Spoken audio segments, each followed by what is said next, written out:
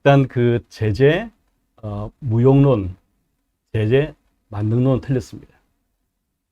제 효과가 없다는 제재 무용론 틀린 것이고요. 또 제재로 북한을 붕괴시키자, 뭐 무릎 꿇게 만들자 하는 제재 만능론 틀렸습니다. 아마 그 맞다 그러면 제재 유용론일 겁니다. 지금 우리 정부, 문재인 정부는 사실 북한을 대화로 유인하기 위해서 제재 완화를 먼저 해주는 것이 좋다. 이렇게 이야기를 하는데, 그렇게 먼저 완화가 돼서 북한 경제에 숨통이 트이면 과연 대화로 복귀할 것이냐 하는 질문 하나 드리고요. 두 번째 질문은 북한이 핵미사일을 이렇게 개발하면서도 체제를 유지하는 자본은 어디에서 나오느냐. 그 두 가지 질문입니다. 하나는 제재 완화를 먼저 해주는 것이 정말 필요하냐. 다른 하나는 북한이 그럼에도 불구하고 지금도 핵미사일을 계속 개발하고 있는데 그 돈은 어디서 나오나? 결국 이제 그 제재란 것이 북한을 무너뜨리기 위해서가 아니라 그 북한을 협상으로 불러내기 위해서 있는 거 아니겠습니까? 그러면 이제 제재를 계속하는 것이 협상에 유리할 것이냐, 아니면은 제재를 먼저 풀는 게 유리할 것이냐 하는 것은 어떤 이념적인 선택보다는 실증적인 관찰과 평가가 필요한 주제 같습니다. 양쪽 다 이념적으로 옳다 그러다가 아니라 어떤 것이 효과적이지 않은 것이죠. 근데 북한의 김정은이 핵을 자신의 그 생존 코드로 인식하고 있잖아요. 즉 북한의 핵 경제 병진 노선은 딴 말로 하면 김정은의 생존 코드입니다. 핵을 쥐고 경제를 주면은 그 대내외적으로 자신의 어떤 면에서는 위협이 사라지기 때문에 장기적으로 집권은 가능한 거 아니겠습니까? 즉 핵이란 것은 김정은의 생존을 결정질 만큼 중요한 문제잖아요. 그런데 이런 문제를 다른 사람을 설득해서 바꾸게 한다. 매우 어렵습니다. 현실적으로. 아마 여러분도 생각해 보시면 내가 얼마나 중요하게 생각하는 물건이 있는데 혹은 뭐 사람이 있는데 이것을 뭐 커피를 사주고 밥을 사주고 가지고 포기시킨다. 이거 굉장히 어렵다고 봅니다. 저는 이 제재 완화를 먼저 해주자는 접근은 정말 엄청나게 무거운 바위가 있는데 그 무거운 바위를 들기 위해서 그 레버리지를 쓰는 것이 나무로 만든 거예요. 스틱을 끼워놓고 이 무거운 바위를 들어 올릴 수도 똑같은 겁니다. 저는 워크하지 않을 거 생각하고요. 따라서 이게 결국 그 이 무거운 바위를 들어 올리려면 그 무게를 등할 수 있는 항철로 만든 게 필요한데 네. 거기에 따라서는 제재라고 보여지거든요. 얼마나 효과적이냐 제재가 하는 것을 좀 이따가 이제 말씀을 다시 드리고요. 두 번째 문제는 자본의 문제인데 자본은 하나의 물적 자본이 있고 그다음에 정신 자본이 있겠죠. 물적 자본은 아까 말씀드린 것처럼 이제 북한이 2010년 이후에 제 생각엔 굉장히 많은 외화를 벌어들인 것 같아요. 광물 가격이 폭등을 했고 그다음에 중국이 광물 채굴에 필요한 장비를 북한에게 바트로 지원했고 북한은 광물을 갚았고 이런 구조에서 이 광물 채굴량도 증가했고 가격이 증가하면서 북한이 큰 외화를 벌었습니다. 그 다음에 그 해외 파견한 근로자를 통해서 그 외화를 많이 번 것이죠. 그래서 이런 그 북한의 그 어떤 핵 개발 또 미사일 개발과 그 다음에 뭐 다른 거 할 수 있는 그런 자본들은 큰 돈은 들잖아요. 뭐 엄청난 돈이 아니기 때문에 그걸 당분간 유지할 수 있는 그런 자본이 있다고 보여지고요. 정신적 자본은 이제 아까 전에 말씀으로 돌아가면 90년대까지의 그 북한 주민의 그 어떤 인간형은 뭐 제 표현에 따르면 그 주체 사상을 뭐 기본적으로 따르는 사람들입니다. 순응적이고 그 체제가 원하는 대로 믿고 따르는 분들인데 지금은 상당히 어떤 반쯤 호모 에코노미코스입니다.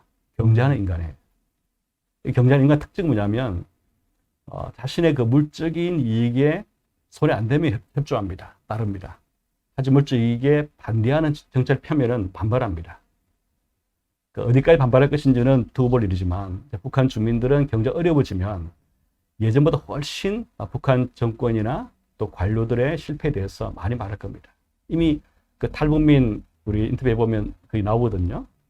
예전에는 90년대 오신 분들은 그 북한의 경제위기 이유가 뭐냐 물어보면은 뭐 제재 혹은 어떤 그 북한에서의 뭐 자연재해 이런 걸 들었습니다. 지금은 그런 걸 들은 분들은 20% 30%가 안 돼요. 70%가 개혁 개발 안 돼서 리더십 문제, 관료 문제 듭니다. 다 알고 있거든요.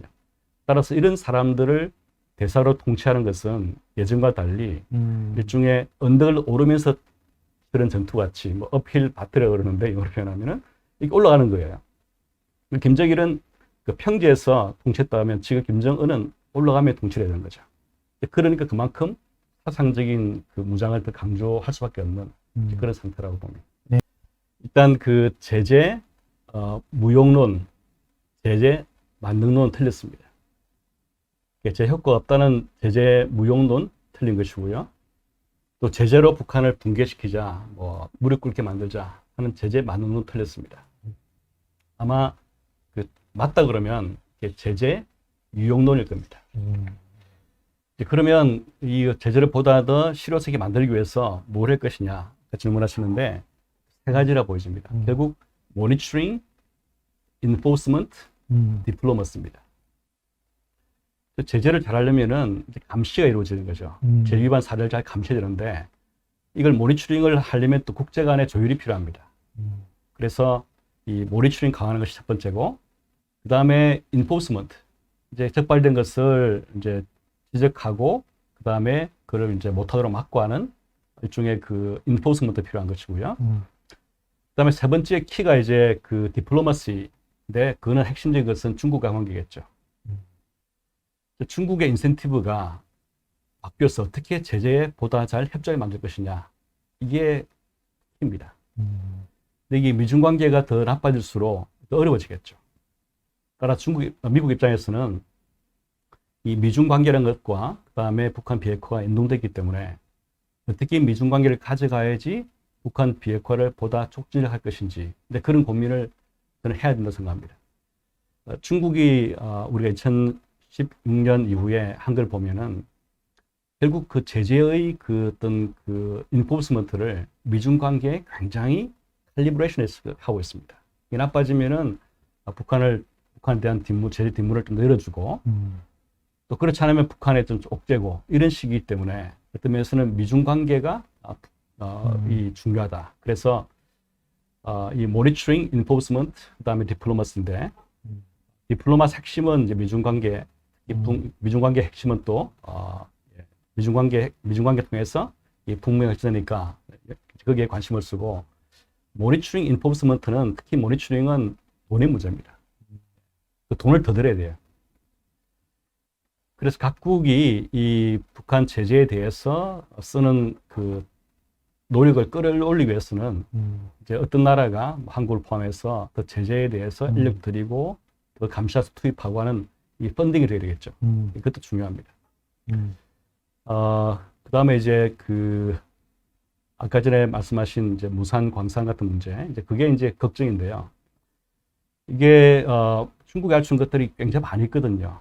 제재의 어떤 뒷문 열어주는 것뿐만 아니라 뭐 앞문까지 열 수도 있고요. 혹은 그 북한의 외화 수입을 이제 올려주기 위해서 관광객을 북한에 보낼 수도 있고요. 이제 그러면 우리가 보통 보는 제재 효과라는 것이 북한의 무역 충격, 외화 수입 충격, 산업 충격, 시장 충격, 이 네 가지입니다. 근데 아마 제 짐작으로는 제일 먼저 충격을 받아서 크게 나타날 것이 그 외화 수입 충격 같았어요. 왜냐하면 북한의 그 제재를 받은 이후로 해마다 무역 적자가 한 20억 달러 났었거든요. 근데 그 중에 10억 달러 정도는 다른 식으로 벌충하는 것 같아요. 즉, 중국이 열어준 제재 뒷문, 또 아직까지 남아있는 그 중국이나 북한에서 활동하는 북한 근로자들의 수입, 뭐 사이버 해킹, 그리고 또 관광객 수입 등을 통해서 벌충한 것 같아요. 근데 해마다 10억씩 쏙 쓰게 되면은 언젠가는 북한 외화가 이제 다 바닥을 들어야겠죠. 근데 그러면 이제 북한에 큰 위기가 올 거 아니겠습니까? 따라서 이제 이런 그 외화 수입 충격도 예상할 수 있는데, 근데 중국이 보기에 이제 북한이 위험하다 그러면 관광객을 더 보낼 수 있겠죠. 근데 코로나 사태라는 것이 가능성을 다 막아버린 거예요. 그러니까 더 어떤 면에서는 충격적인 것이, 코로나는 어떤 면에서 북한이나 중국이 나름대로 할 수 있는 구멍들을 아예 코로나가 막아버린 거예요. 네. 그래서 더 이제 김 입장에서는 애가 타고 스트레스를 받게 되고, 또 이제 할 수 있는 것이 없다는 무력감 빠졌을 거로 보여집니다.